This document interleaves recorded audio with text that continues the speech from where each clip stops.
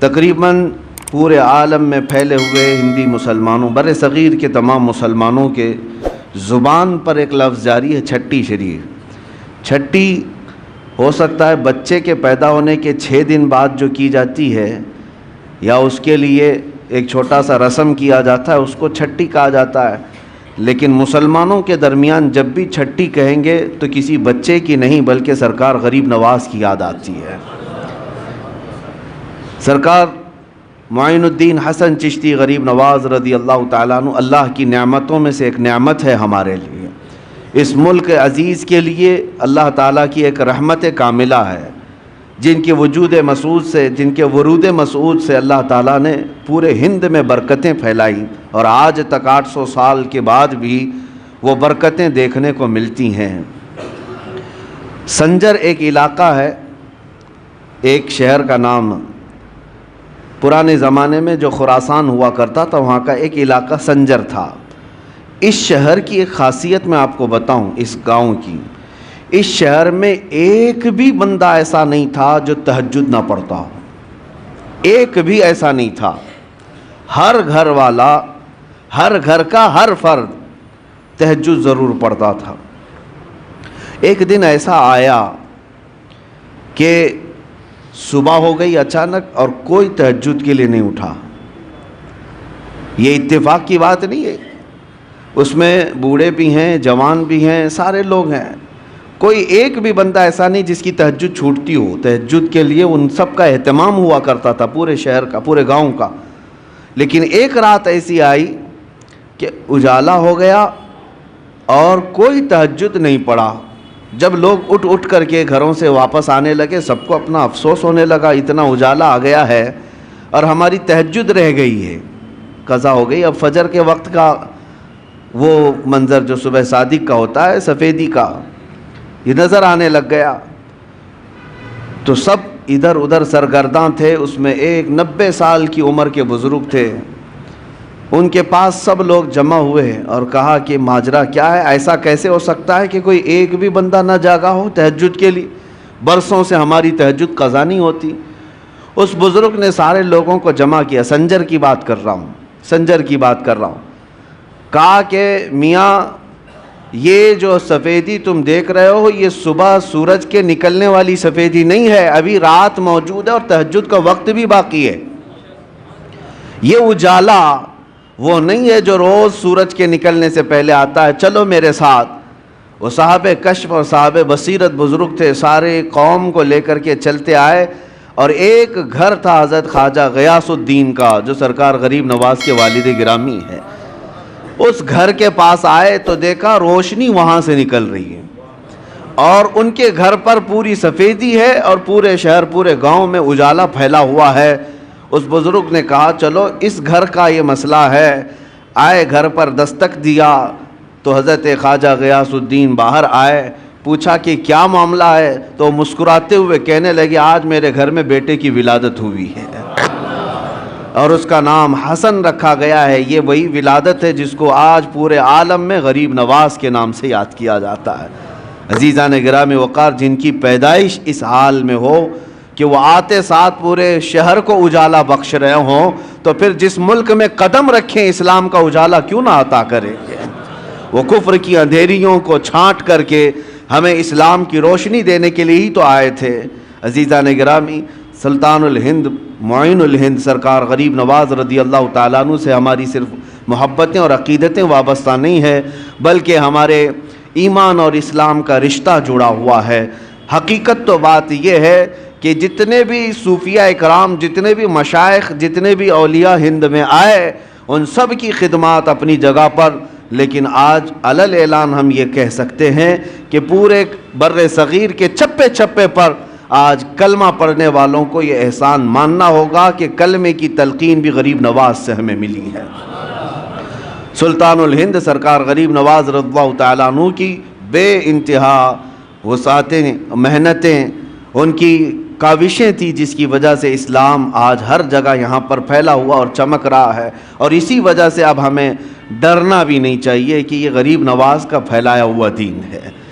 ہاں، ڈرنا بھی نہیں چاہیے، اس لیے کہ اس وقت کی بات جب وہ آئے تھے 6 یا 8 فقیر تھے ساتھ میں، فقراء کی ایک جماعت تھی، اور وہ دلی کی سرزمین سے ہوتے ہوئے جب اجمیر پہنچے تھے، تقریباً ہندوستانی سنی مسلمانوں کو واقعات معلوم ہے، کیا اجمیر والوں نے ان کا شاندار استقبال کیا تھا؟ کیا ان کے لیے پھول بچھا دیے تھے، ریڈ کارپیٹ بچھا دیا تھا؟ نہیں، وہ جس انداز سے اجمیر معلیٰ میں پہنچے تھے، وہاں تو سخت مقابلہ تھا اور دشمنی کا سامنا تھا، حتیٰ کہ ان کو کسی درخت کے نیچے بیٹھنے تک نہ دیا جا رہا ہو، وہاں کے انا ساگر سے پانی نہ لینے دیا جا رہا ہو۔ ان حالات میں اگر کوئی اس زمین پر جمع رہ سکتا ہے تو وہ صرف عطائے رسول ہی ہو سکتا ہے۔ قرآن کہتا ہے جو لوگوں کو نفع دیتا ہے زمین میں وہ برقرار رہتا ہے، اور جو جھاگ ہے وہ اڑ کر چلا جاتا ہے، جو جھاگ ہے، کچرا ہے، وہ اڑ کر چلا جاتا ہے۔ سرکار غریب نواز یہاں تشریف لائے تھے، کسی کا قتل اور کسی کا خون کرنے نہیں آئے تھے، وہ انسانوں کو، اللہ کی مخلوق کو نفع پہنچانے آئے، جس کی وجہ سے آج تک زمین پر وہ برقرار ہیں۔ وہ جہاں پر آئے وہیں پر رہے، اور وہیں ان کی خانقاہ بھی رہی، وہیں ان کا مزار مبارک بھی رہا، بلکہ برسوں تک یہ معاملہ رہا۔ آج تو عرس میں لوگ جاتے ہیں، عرسوں کا معاملہ آج اگرچہ بدل دیا گیا ہو، لوگ اس کو انٹرٹینمنٹ کے لیے یوز کرتے ہوں، میں سب کی بات نہیں کر رہا، کچھ لوگ کمائی کے لیے، کچھ لوگ دھندے کے لیے۔ عرس اس لیے نہیں ہوتا تھا، بلکہ اولیاء اکرام کے جو عرس ہوتے تھے اس میں غیر مسلم بھی آتے تو اسلام قبول کر کے جاتے تھے، ان کی سیرتیں بیان ہوتی، ان کے کرامات کا ذکر ہوتا، اور ان کے خانقاہ پر پھر وہ اوراد و وظائف پڑھائے جاتے جو ان کی زندگی میں ہوتے تھے۔ تو جتنے دور دراز سے آئے ہوتے وہ اپنے دلوں کو صاف کر کے جاتے، کافر ہو تو ایمان لائے، گنہگار ہو تو توبہ کر کے صالح مسلمان بن کر کے جاتا۔ برسوں تک میں یہ بات اس لیے عرض کر رہا ہوں کہ وہ قبر میں جانے کے بعد بھی لوگوں کی اصلاح آج بھی کر رہے ہیں۔ قبر میں چلے گئے لیکن جو قریب آتا ہے وہ توبہ کر کے جاتا ہے، اپنے گناہوں سے سچی توبہ کر کے وہاں سے نکل رہا ہے۔ اور ایک دو نہیں، ہزاروں کے واقعات اس طرح ہے، کرامات اپنی جگہ پر، کسی کو بچہ مل جائے، کسی کو روزی مل جائے، کسی کو کچھ مل جائے، یہ اپنی جگہ پر۔ لیکن میں سمجھتا ہوں غریب نواز کے دربار کی سب سے بڑی کرامت یہ ہے کہ بے ایمانوں کو ایمان مل جاتا ہے اور گنہگاروں کو سچی توبہ مل جاتی، یہ سب سے بڑی کرامت ہے۔ عزیزان گرامی وقار، آپ کا آنا ہندوستان اس طرح سے نہیں ہے جیسے بادشاہ لوگ یہاں پر آئے، تیمور آیا یا پھر علاء الدین خلجی کی بات ہے، احمد شاہ ابدالی کی بات ہے، جن کے ذکر سے لوگ آج پریشان بھی ہوتے ہیں۔ بہت سارے بادشاہ آئے، وہ زمانہ ہی ایسا تھا کہ جہاں جہاں بادشاہ لوگ اپنے فوج کو لے کر کے جاتے، علاقے کے علاقے فتح کرتے ہیں۔ اب وہ آج بیٹھ کر کے اس کو ظلم اور انصاف کی تاریخ میں رنگنا یا پھر اس کے لیے کمپیئر کرنا، یہ ایک الگ بیوقوفی کی بات ہے۔ وہ دور ایسا تھا کہ زمین جس کی ہے جو طاقت کے ساتھ استعمال حاصل کر لے، اس طرح سے معاملہ چلتا تھا، آج کے دور کی طرح نہیں ہے۔ جبکہ یہاں ہندوستان کے جو راجے مہاراجے تھے تو کیا وہ ماں کے پیٹ سے زمین لے کر کے آئے تھے؟ وہ بھی قبضہ ہی کیے تھے، ادھر ادھر جاتے تھے اپنی فوج کو لے کر کے، جتنا حصہ ان کے حصے میں آ جاتا اس پر قبضہ کرتے تھے۔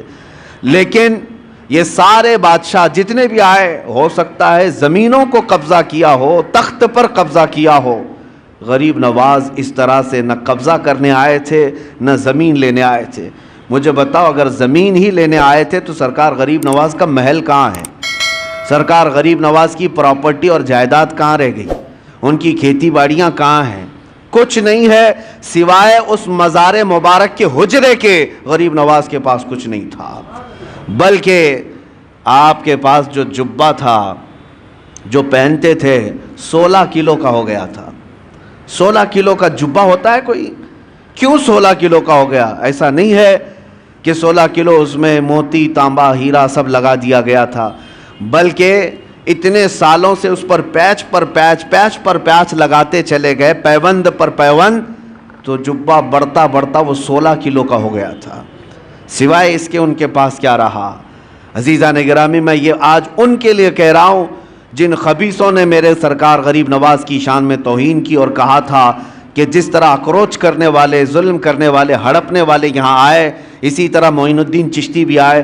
ان ظالموں کو تاریخ پتہ نہیں ہے, تاریخ پتہ نہیں ہے. سرکار غریب نواز زمینوں کو فتح کرنے کے لیے نہیں بلکہ دلوں کو فتح کرنے کے لیے آئے تھے, اور انہوں نے وہ کر دکھایا ہے, اور وہ بھی تلوار کے زور پر نہیں, اپنے اخلاق کے زور پر کر دکھایا ہے.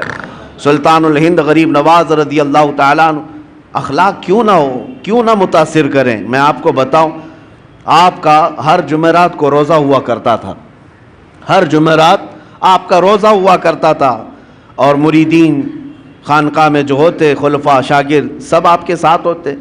ایک بار ایسا ہوا کہ جمعرات کا دن ہی ہے, دوپہر کا وقت ہے, ایک فقیر آیا لاہور سے چل کر کے, بڑا دور کا سفر کر کے آیا, اور وہ درویش آیا, غریب نواز سے ملاقات کیا اور مٹھائی لے کر کے آیا تھا سوغات تحفے کے طور پر, اور پیش کیا کہ حضور یہ میری طرف سے قبول فرما لیں, بڑی دور سے لایا ہوں.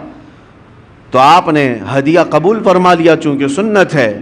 ہدیہ قبول کرنے کے بعد آپ نے رکھ لیا, لیکن وہ درویش اس بات پر بضد تھا کہ آپ میرے سامنے تھوڑا سا کھا لیجئے تاکہ مجھے اطمینان ہو جائے کہ میری لائی ہوئی مٹھائی آپ نے چکھ لیا ہے. آپ نے فرمایا میں کھا لوں گا. اس نے کہا نہیں, مجھے ایک بار آپ کو کھاتے ہوئے دیکھنا ہے, یہ میرے ہاتھوں سے لی ہوئی مٹھائی ہے. آپ نے ڈبہ کھولا اور مٹھائی لی اور کھا لیا. جمعرات کا دن ہے, یہ عام لوگوں کے روزے کی بات نہیں, سلطان الہند غریب نواز کے روزے کی بات ہے. روزہ ہے یا نہیں ہے اب کس کو پتہ چلے. آپ نے مٹھائی خوب کھا لی جتنا کھانا تھا, اور وہ اس کا دل خوش ہو گیا. اس کے جانے کے بعد مریدین خلفاء پوچھنے لگے, حضور کیا ماجرا ہے, برسوں سے تو یہ معمول ہے کہ جمعرات کا آپ کا روزہ ہوا کرتا ہے, آج روزہ تھے نہیں یا کیا ہے, کیا آپ نے روزہ توڑ دیا اس مٹھائی کے لیے؟ غریب نواز رضی اللہ تعالیٰ عنہ نے فرمایا, میرا معمول ویسی ہی تھا جو جمعرات کا روزہ تھا, آج بھی تھا, لیکن میں نے مٹھائی کھا لی. وجہ یہ ہے کہ روزے کی قضا ہو سکتی ہے, دل کے ٹوٹنے کی قضا کیسے ہو؟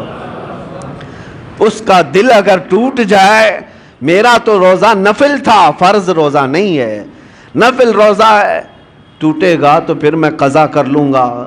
لیکن اس فقیر کا, اس درویش کا جو اتنی دور سے سوغات لے آیا ہے, دل ٹوٹ جائے تو اس کے دل کو جوڑنا میرے لیے اور سخت کام. یہ وہ اخلاق تھے جنہوں نے پورے دلوں پر حکومت کی ہے, یہ وہ اخلاق تھے جنہوں نے پورے دلوں پر راج کیا ہے. عزیزان گرامی وقار, سلطان الہند غریب نواز رضی اللہ تعالیٰ عنہ کے پوری سیرت میں ظلم کا ایک آنا یا ایک کائی برابر دکھا دے کوئی, میں مان لوں کہ آپ نے کسی پر سختیاں کی ہیں, ناجائز طریقے سے ظلم کر کے کسی چیز کو قبضایا ہے, کبھی ایسا نہیں دکھا سکتا. تاریخ کے جھروکوں میں جھانک کر کے دیکھے, ہماری نہیں غیروں کی لکھی ہوئی تاریخ سے بھی لا کر کے دکھا دو, غیروں کی تاریخ سے. یہاں پر جب آئے تھے ظلم کسی اور نے کیا ہے وہ یہ بتا نہ سکیں گے. ایک بار سے آئے ہوئے درویش مہمان کے لیے, اس کے پاس کچھ نہیں تھا, نہ ہاتھی گھوڑا تھا, نہ تیر تلوار تھے, فقط ایک گدڑی پہنے ہوئے جب ہندوستان کی سرزمین پر آیا تھا تو اس کے مقابل میں عام لوگ نہیں اترے تھے, وقت کے راجے اتر گئے تھے. ہاں, راجہ پرتھوی راج اپنی ایک شان رکھتا تھا, فوج رکھتا تھا, ساری چیزیں. ایک درویش سے لڑنے کی کیا ضرورت تھی؟ ایک فقیر جو کوئی تلوار نہیں رکھتا, کوئی ہتھیار نہیں رکھتا, راجہ کو اس کے مقابل میں اترنے کی کیا ضرورت تھی؟ اس درویش کی طاقت کا سب کو اندازہ تھا, اور ہمیشہ سے یہ رہا ہے. اسلام کے متعلق یہ تاریخ یاد رکھو, ستیزہ کار رہا ہے ازل سے تا امروز, شرار ابو لہبی سے چراغ مصطفی. ہمارے ہاں کبھی بھی کوانٹیٹی نہیں دیکھی گئی ہے, ہمارے ہاں صرف کوالٹی پر ہی دار و مدار ہوا کرتا ہے. سرکار غریب نواز رضی اللہ تعالیٰ عنہ درویش گدڑی پہنے چند فقیروں کے ساتھ آئے, لیکن مقابلہ کرنے کے لیے پوری فوج کھڑی ہے, سپاہی ہیں, بادشاہ ہے. اتنے پر بس نہ ہوا تو جادوگر بھی لائے گئے. انا ساگر کا وہ مقام آج بھی موجود ہے, سب سے پرانے مندروں میں. وہاں پر ایک جادوگر بھی رہا کرتا تھا جو کبھی باہر بھی نہیں آیا تھا. اور اس کے بعد جب اس تک بادشاہ راجہ کی یہ بات پہنچائی گئی کہ ایک درویش ایسا آیا ہے جو چمتکار پہ چمتکار کرتا ہے اور لوگ اس کے دیوانے ہوتے چلے جا رہے ہیں, آپ کچھ اس کی روک تھام کے لیے کریں۔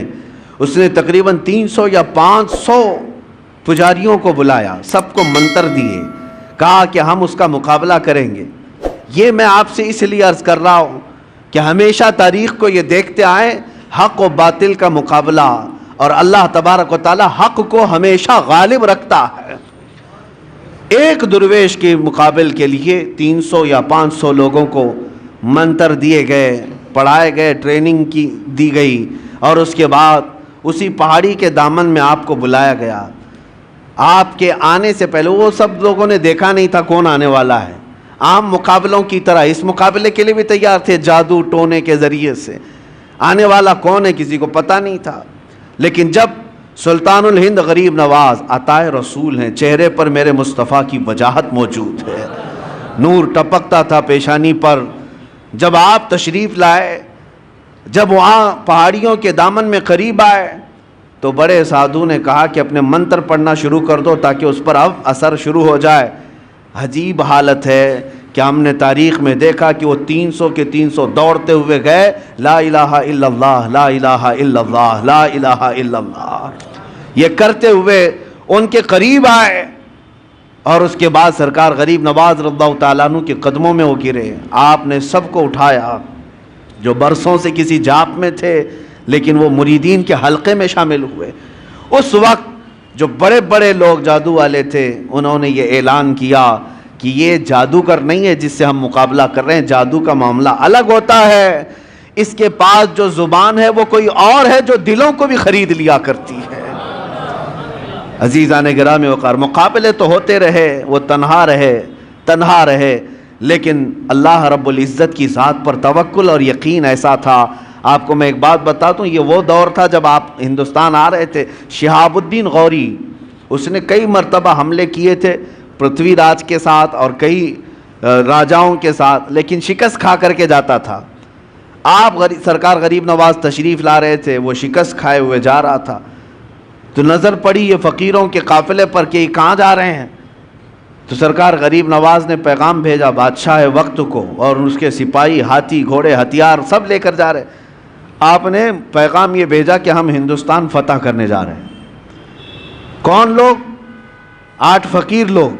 سرکار غریب نواز یہ کہہ رہے ہیں کہ ہم ہندوستان فتح کرنے جا رہے ہیں، اور ادھر کی فوج شکست کھا کر جا رہی ہے پورے ہاتھی گھوڑے ہتھیار کے ساتھ۔ تو وہ ایک کہکہا لگایا کہ یہ گدڑی پہنے ہوئے درویش بات کہہ رہے ہیں ہندوستان فتح کرنے کی، کیا دیکھتے نہیں ہمارے پاس کتنی بڑی فوج ہے، کتنی بڑی طاقت ہے، کیا کیا ہتھیار سے ہم لیس ہیں۔ تو سرکار غریب نواز نے فرمایا بات یہی ہے، فرق یہی ہے کہ تم جب بھی جاتے ہو یہ ہاتھی گھوڑے اور ہتھیاروں پر بھروسہ کر جاتے ہو، معین الدین اللہ کے بھروسے جا رہا ہے، اللہ ہمارے ساتھ ہے۔ اور تاریخ نے آج دیکھ لیا جو اللہ پر توکل کر کے آیا تھا، 800 سال گزر گئے، کرسی ابھی ہلنے کا نام نہیں لیتی، آج تک وہ حکومت قائم ہے، دلوں پر قائم ہے، دلوں پر قائم ہے۔ عزیزان گرامی وقار، ہم تو ہم ہیں، غیر بھی ان کو سلطان الہند کہتے ہیں۔ آج سرکار غریب نواز رضی اللہ تعالیٰ عنہ کی عظمت کو آج تسلیم کرتے ہیں۔ میں جو بات عرض کر رہا تھا وہ یہ، مقابلے کیوں نہ ہوں گے، ہر طرح سے ظلم کے ساتھ آپ کو شکست دینے یا ہٹانے کی کوششیں ہر لمحہ ہوئی، لیکن ایک درس ملتا ہے آپ کی زندگی سے، ایک درس ملتا ہے، چاہے اندھیرا کتنا بھی آ جائے صبح تو ہونا ہے، رات کتنی کالی کیوں نہ ہو جائے سورج کو نکلنا تو ہے ہی ہے۔ اس لیے میرے عزیزو، زندگیوں میں اگر کبھی کٹھنائیں آئیں، مصیبتیں آئیں، مشقتیں آئیں، تو ایسا نہیں کہ زمین چھوڑ کر بھاگ جائیں یا ہا ہو کر کے اپنے آپ کو بے قابو کر لیں، بے صبرا پن دکھائیں، نہیں، تھوڑی دیر انتظار کریں۔ اللہ کریم اپنے بندوں کو آزماتا ہے، اور جو استقامت کے ساتھ جمے رہتے ہیں پھر اپنی مدد بھی نازل فرماتا ہے، مدد بھی نازل فرماتا ہے۔ آپ کیا سمجھتے ہیں کہ سرکار غریب نواز جیسی آئے سب کرامتوں سے سب کچھ حل کرتے چلے گئے، سب کچھ حل کرتے چلے گئے؟ ادھر کرامت دکھائی ادھر کھانا آ گیا، ادھر کرامت دکھائی ادھر کپڑے آ گئے؟ نہیں، اولیاء کاملین اپنے نفس کے لیے، اپنی ذات کے لیے کرامتوں کا صدور نہیں کرتے۔ ہاں، وہ بے اختیار ان سے کچھ کام صادر ہوتے ہیں، بے اختیار ہوتے ہیں۔ وہ ایسا نہیں ہے کہ کوئی موکل ہے اس کو کہہ دیں حاضر ہو جا، ابھی مجھے سونا لا کر کے دے دے، ابھی مجھے چاندی لا کر دے دے، مٹھائی کی خواہش ہوئی فلاں مٹھائی کی دکان سے مٹھائی لا کے دے دے. یہ کرامتوں کا مطلب یہ نہیں ہوتا. وہ اپنی ذات کے لیے، پیٹ بھرنے کے لیے کرامتوں کا استعمال نہیں کرتے. ان کے پاس کرامتوں کا اختیار تھا، باوجود اس کے فاقے پر زندگی گزارتے تھے، مشقتوں سے گزرے ہیں.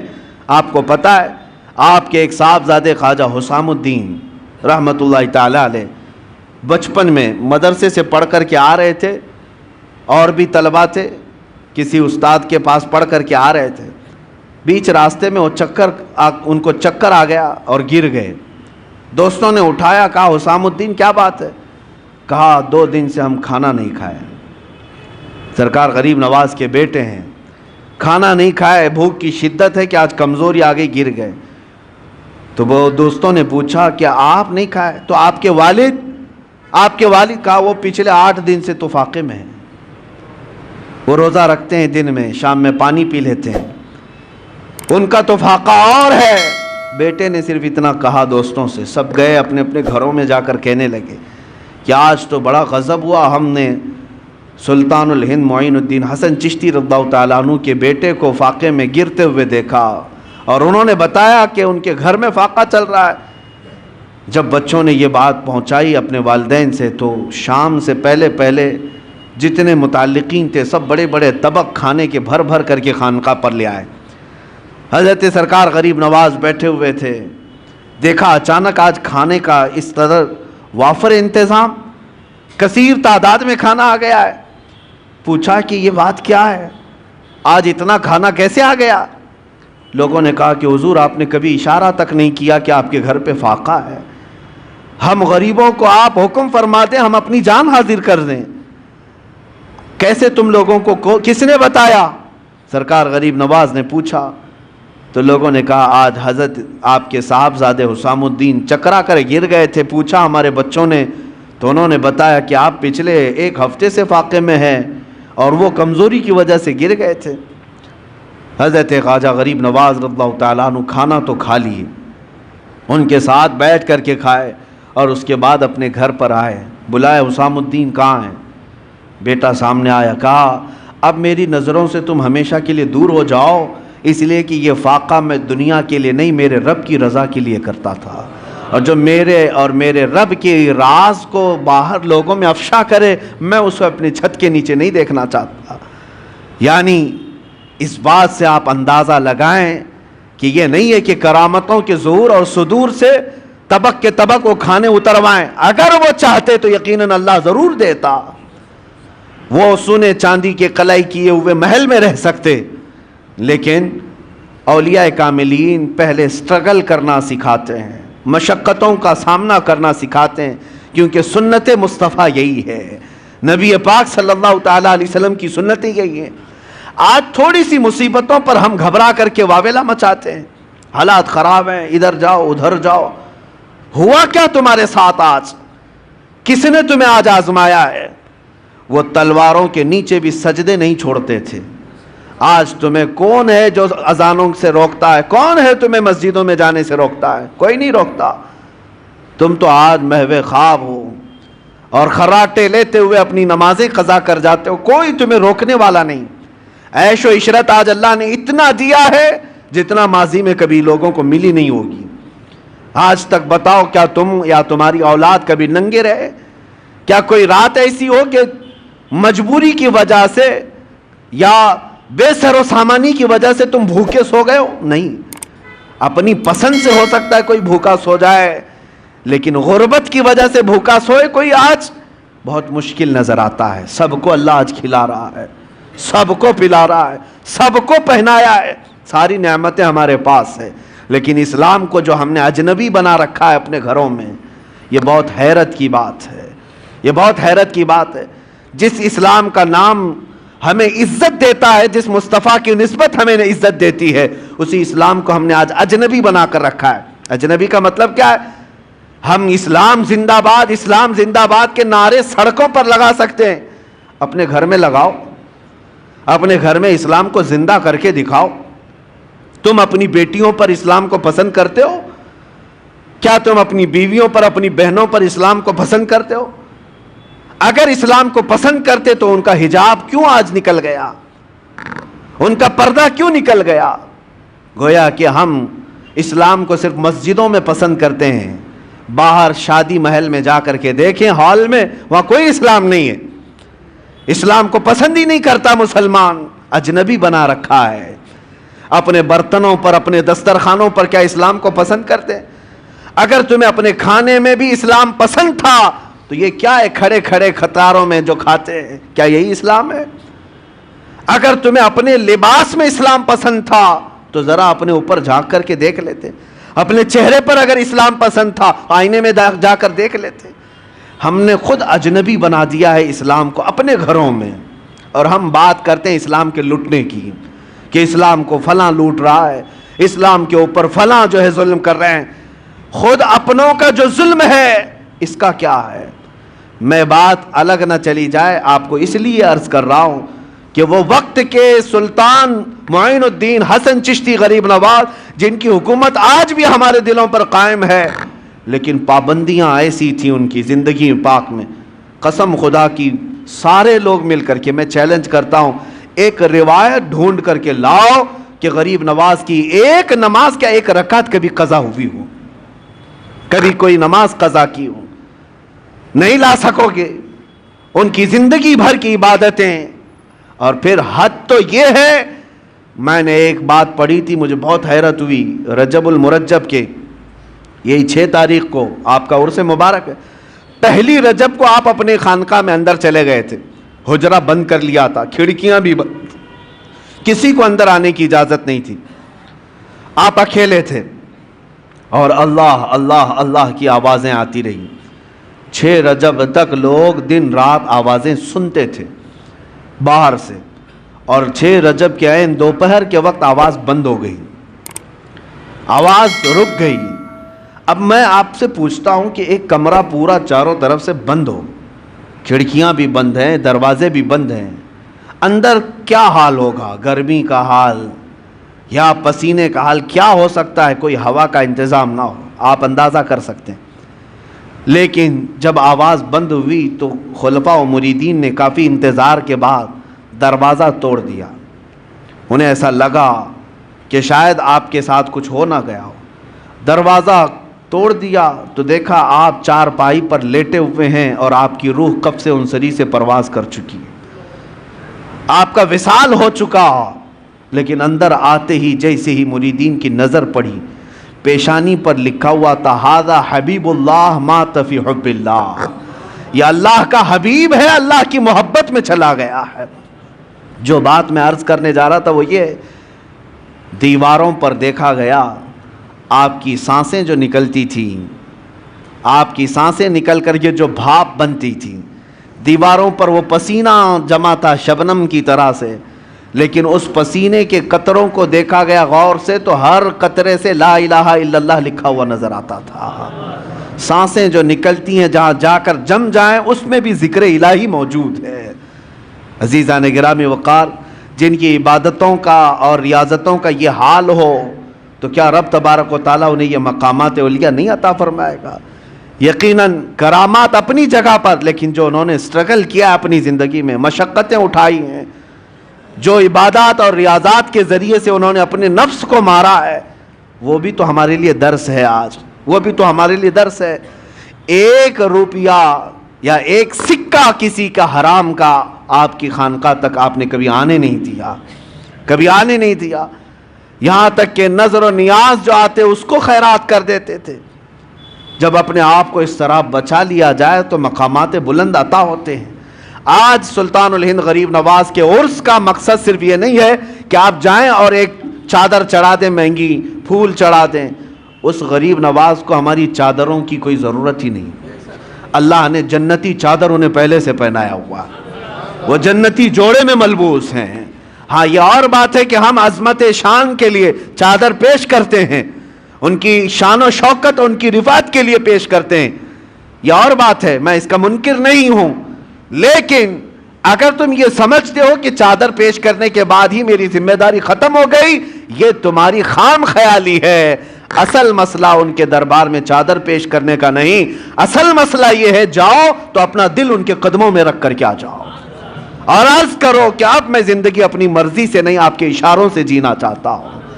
آپ کو پتہ ہے آپ جب سفر سے آ رہے تھے مدینہ طیبہ سے اجمیر، بیچ میں ایک علاقہ آتا ہے سبزہ، یہ آج کے ایران میں ہے، اور وہاں پر آپ کا قیام ہوا ایک باغیچے کے پاس، اور وہ بہت خوبصورت باغیچہ تھا، اس کے اندر ایک حوض تھا۔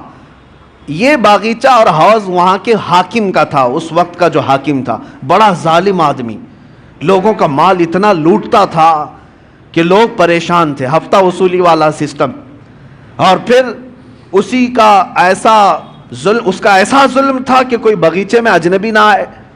اتفاق ایسا کہ سرکار غریب نواز وہیں پر قیام کیے، اور آپ کی نماز کا وقت آیا تو اس حوض سے آپ وضو کرنے چلے گئے، تو وہاں پر جو پہرے دار تھے انہوں نے کہا، منع کیا کہ یہ حاکم سبزوار کا ہے، آپ مت آئیے، اگر اس کی نظر پڑ گئی تو بہت سختیاں کرے گا۔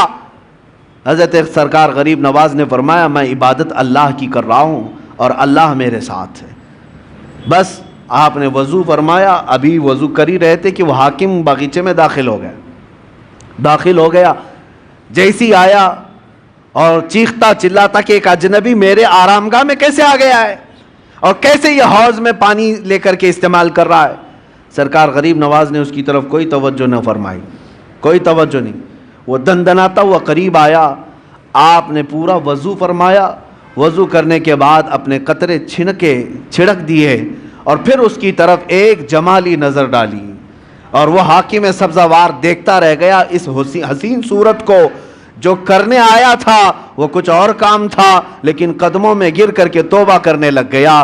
کہا کہ آپ جس وقت یہاں آئے مجھے پتا نہیں تھا، لیکن اب جس وقت آپ میرے دل میں آئے ہیں، عزم کرتا ہوں کہ زندگی بھر مجھے اپنے دامن سے دور نہ کریں۔